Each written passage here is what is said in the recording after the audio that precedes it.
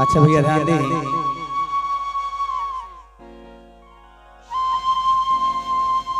रघुवल के बीच में हिमांशु बाबू ऑफिशियल के माध्यम से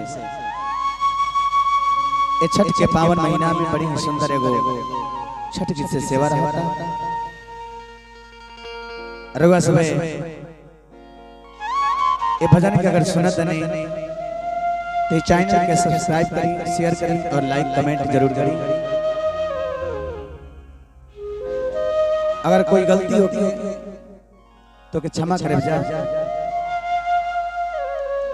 आई बड़े ही सुंदर छठ गीत से सेवा रहता।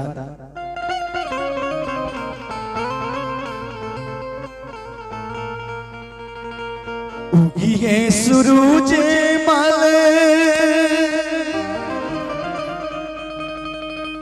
हर नैयो न डोले,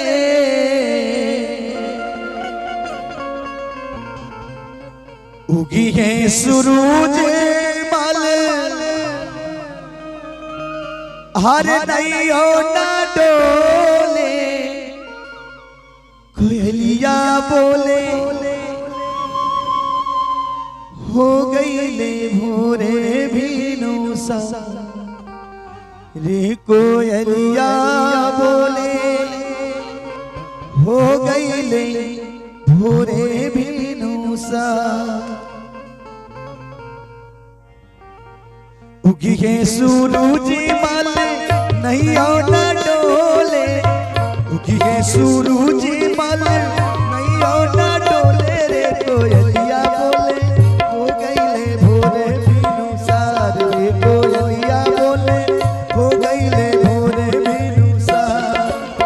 उगिए सूरज मल नैया न डोले, उगिए सूरज मल नैया न डोले, रे कोयलिया बोले हो गई ले भोरे भीनु सा, रे कोयलिया बोले हो गई ले भोरे भीनु सा। जय हो।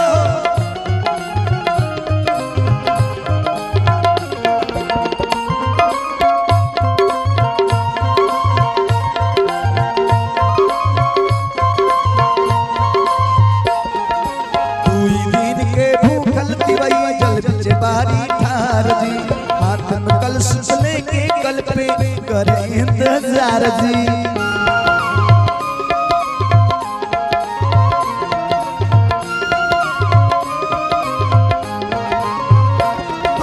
दुई दिन के भूखल दिवई जल बिच बारी ठार जी, हाथ में कलश लेके कल पे करे इंतजार जी।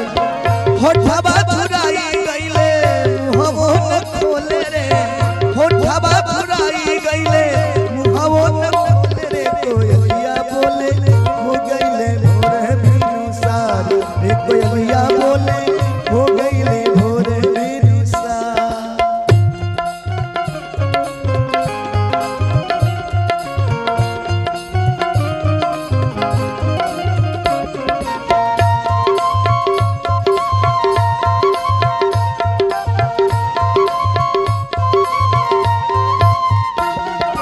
रोज दरुआ जल्दी उगी दुनिया के जगाइला, आज त बदरी हटत नइखे काहे देर लगाइला।